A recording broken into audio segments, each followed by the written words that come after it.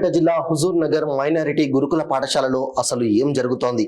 అవినీతికి, outsourcing, non teaching ఉద్యోగులకు Huzur Nagar minority గురుకుల పాఠశాల కేర్ ఆఫ్ అడ్రస్ గా మారింది. హుజూర్ నగర్ గురుకుల పాఠశాలలో లంచం ఇస్తే చదువుకోవడానికి సీట్లు పక్కా అని కూడా పెద్ద ఎత్తున విమర్శలు వెల్లువెత్తుతున్నాయి. మైనారిటీ గురుకుల పాఠశాలలో జోరుగా బయట ప్రైవేటు వ్యక్తులు ముఠాగా ఏర్పడ్డారు. ఇష్టారీతిలో అవుట్సోర్సింగ్ ఉద్యోగుల నియామకాలు జరగగా ఒక్కో అవుట్సోర్సింగ్ పోస్టుకు 1,70,000 నుండి 2 లక్షల వరకు వసూలు చేస్తున్నారు. ఇంత జరుగుతున్నా కనీసం జిల్లా ఉన్నతాధికారులు స్పందించకపోవడం గమనార్హం.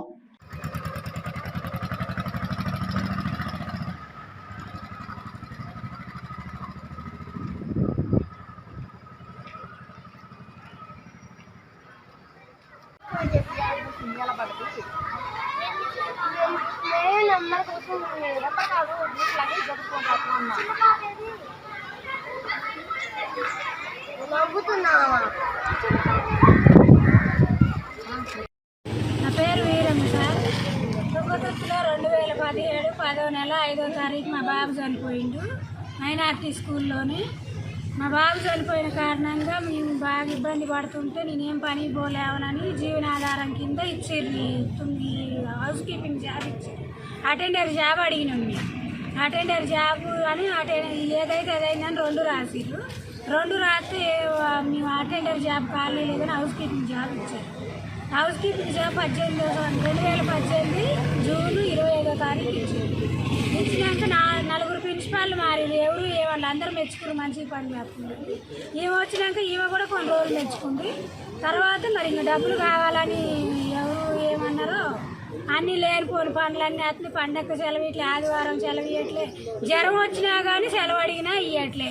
కనీసం స్కూల్లో వర్క్ చేసుకుంటా కింద పడ్డా కానీ సెలవు ఇవ్వలేదు.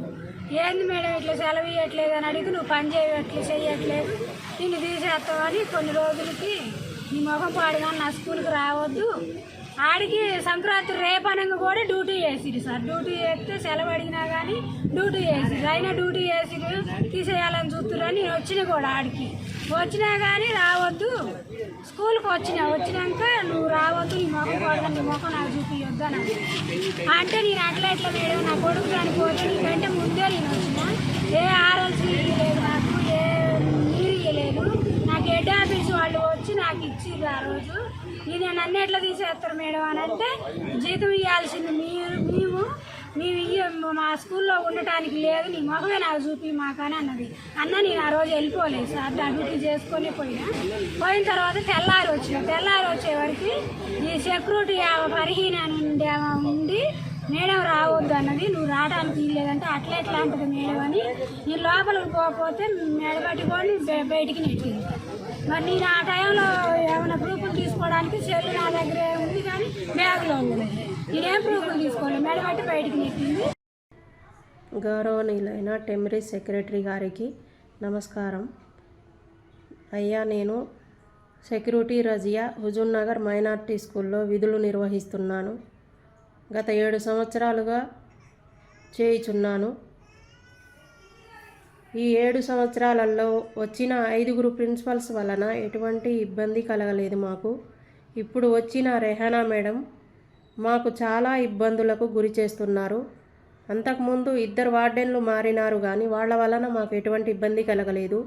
ఇప్పుడు వచ్చిన మోమినా మేడం, ఈ రెహానా మేడం ఇద్దరూ కలిసి మాకు నానా మానసిక ఒత్తిడికి లోను చేసి చాలా ఇబ్బందులు పెడుతున్నారు. మాకు డ్యూటీలకు రావాలంటే భయమేసేటట్టుగా చేస్తున్నారు. అందువలన మేము ఈ మానసిక ఒత్తిడికి, చిత్రహింసలకి లోను అవ్వడం వలన నేను ఇక్కడ నుండి నకరేకల్ మైనార్టీ స్కూల్కి బదిలీ చేయించుకున్నాను. కానీ అక్కడ నుండి ఇక్కడకు, ఇక్కడ నుండి అక్కడకు అప్ అండ్ డౌన్ చేయలేక నేను మానవేసినాను. అందువలన నాకు ఇంట్లో గడవని పరిస్థితి. మేము చాలా బీదవాళ్ళం. మా ఇంట్లో మా సారు పని చేయలేని పరిస్థితి. అందువలన మాకు మళ్ళీ మా ఉద్యోగాలు ఇప్పిస్తే మా మీద మీకు దయ ఉంచి, మా యందు దయ ఉంచి మీరు ఉద్యోగాలు ఇప్పించగలరని మేము మనవి చేయుచున్నాము. ఇట్లు security Razia, Huzur Nagar minority school. గారి దగ్గరికి వెళ్ళినప్పుడు సార్ చూపించిండు లెటర్ ఇచ్చిపోయింది బాబు నీకంటే, సరే సార్ అని చెప్పి నేను ఫోటో తీసుకొని నేను లెటర్ తెచ్చుకున్నాను సార్. కనీసానికి లెటర్ పూర్వకం కూడా నాకు ఇవ్వకుండా నన్ను నెల్లగొట్టారు. ఎన్నో రోజుల నుంచి, సంవత్సరం నుంచి నన్ను టార్గెట్ పెట్టారు సార్. ఈ విషయాన్ని నేను హెడ్ ఆఫీస్కి పోయి మా సెక్రటరీ గారికి 5 సార్లు చెప్పాను సార్ నేను, కానీ నాకేం ఫాయిదా లేదు. ఇప్పుడు కలెక్టర్ గారికి కూడా 3 సార్లు చెప్పాను సార్ నేను.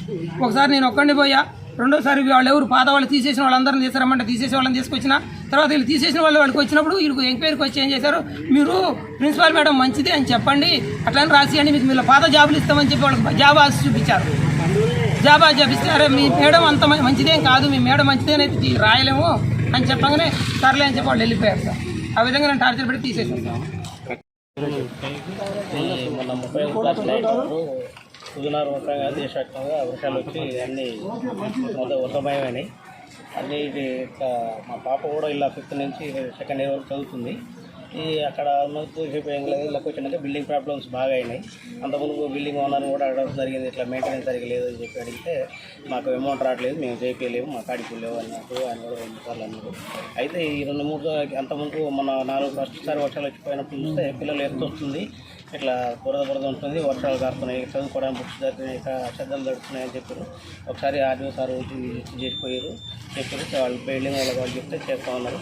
అయితే ఇదే పట్టణం మీద మొన్న ఏం జరిగిందంటే 31 నైట్ వర్షం వచ్చి బాగా నిండుతుంటే నాకు 8:30 9 మా అమ్మాయి ఫోన్ చేసి డాడీ ఇట్లా పరిస్థితి, ఇట్లా 2 పిల్లలకి ఎక్కువ వచ్చింది, కింద పడిపోయారు, టీచర్లు కూడా ఉన్నారు, కానీ ఇక్కడ ఏది రావడానికి పోవడానికి అవకాశం లేవు, ఆటోలు కానీ ఏదైనా రావడానికి పోవడానికి బాగా ఇబ్బంది అవుతుంది డాడీ అంటే. నా పాప ఉంది కాబట్టి నేను ఒక పేరెంట్గా ఇక్కడికి వచ్చి ఇక్కడ అడిగితే జాన్ పాషా ఈ గేట్ తీసి వాటర్ని ఏదో సరి చేస్తాం వాచ్మెన్ సంగతి జాన్ పాషా ఇట్లా ఉంది అంటే, లేదు ముందు మేడంకి ఇన్ఫార్మ్ చేయాలన్నారు. లేదు మా పాప చేయగానే నేను మేడం చేసిన రిలీజ్ చేయలేరు, ఎట్లున్నదో అని చెప్పి మళ్ళీ నేను చెప్తే లేదు మా మేడం పర్మిషన్ తీసుకోండి అంటే, లేదు మీ మేడంతో ఒకసారి మాట్లాడుతానే అతని ముందు కూడా మాట్లాడితే అప్పుడు కూడా ఫోన్ లిఫ్ట్ చేయలేదు. ఫోన్ లిఫ్ట్ చేయకపోయేసరికి పిల్లలు మమ్మల్ని చూసి ఆత్మహత్య చేస్తుంటే వాళ్ళకి ఏదో అయిందని చెప్పి దగ్గర పోయేసరికి ఆల్రెడీ పిల్లలు మొత్తుకుంటారు, ఇట్లా వర్షం వచ్చి తడిచి తినలేకపోతున్నాం, ఉండలేకపోతున్నాం, వణుకుతారు కొంచెం మంది, ఇట్లా ఏమైందో ఏందని మాట్లాడుకునే లోపే ఒక పాప యాక్సిడెంట్ గాలి తీసుకోలేక కింద పడిపోయింది.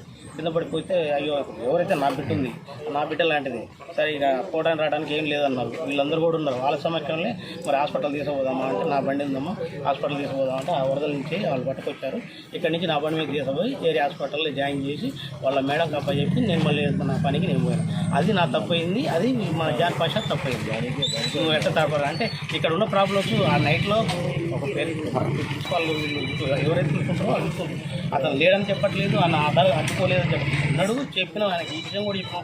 ఆయన చెప్తున్నాం కూడా పిల్లలు అరుస్తుండే కాబట్టి, పిల్లలకి ఏమైందో నా బిడ్డ కూడా ఉంది కాబట్టి, సరే నా బిడ్డ లాంటి వాళ్ళు అందరూ కూడా వాళ్ళకి ఏమైందో అని చెప్పి నేను దగ్గర పోయేసరికి ఆల్రెడీ పాపకి గాలాడకు ఇబ్బంది అవుతుందంటే బండి మీద తీసుకుపోయి నేను హాస్పిటల్ ఏరియా హాస్పిటల్ జాయిన్ చేసి వాళ్ళ మేడం నాకు తప్ప చెప్పి మళ్ళీ నా పనికి నేను పోయాను. అది జరిగింది ఈ విషయం. నేను ఇక్కడ స్కూల్ మైనార్టీ స్కూల్ ఇక్కడ పెట్టిన కానించి కుకింగ్ సెక్షన్లో చేశాను. మా బాబుకి కాలు ఫ్రాక్చర్ అయిన తర్వాత హాస్పిటల్లో ఉండవలసింది సార్. తర్వాత నాకు ఇంట్లో గడవక ఇక్కడికి వచ్చి వేకెన్సీ ఉందని అడిగితే ఇక్కడ 1,70,000 కట్టామని అంటున్నారు సార్. నాకు ఇంట్లో వెళ్ళక ప్రతి ఒక్క ఆఫీస్కి కూడా తిరిగి మా హైదరాబాద్ హెడ్ ఆఫీస్లో ఇచ్చాను, సూర్యాపేట, నల్గొండ అన్నీ తిరిగాను సార్. ఎక్కడ తిరిగినా కూడా ఇంతవరకు నాకు ఉద్యోగం లేదు. ఇక్కడ వేకెన్సీ ఉందని అడిగినందుకు ఇక్కడ కనుక్కుంటే 1,70,000 కడితేనే ఉద్యోగం, లేకపోతే మాత్రం లేదని చెప్పారు సార్. నా ఇంట్లో వెళ్ళని పరిస్థితి, నా బాబుకి నేను చదివించుకోవాలని ఎప్పటి నుంచో తిరుగుతున్నా సార్. ఇక్కడ ఎవరిని అడిగినా కూడా చెప్తారు, ప్రతి ఒక్క మనిషిని నేను ఉద్యోగం కావాలని ఏమైనా ఉంటే చెప్పండి చెప్పండి అని తిరుగుతూనే ఉన్నాను. లాస్ట్కి ఈ ఆశ ఉద్యోగం ఉన్నప్పుడు ఆమె చనిపోయిన తర్వాత ఆ ఉద్యోగం కావాలని కూడా అడిగితే అప్పుడు డబ్బులు అడిగారు. మళ్ళీ తర్వాత వీరమ్మని తీసేసిరంట. ఆమె తర్వాత ఆమె ఆ ఉద్యోగం గురించి అడిగితే 1,70,000 మాత్రం రేపు పొద్దున కల్లా 24 గంటలలో కడితేనే ఉద్యోగం, లేకపోతే లేదని చెప్పారు సార్. నా పరిస్థితి ఆర్థిక పరిస్థితి బాగాలేక నేను డబ్బులు కట్టలేకపోయాను.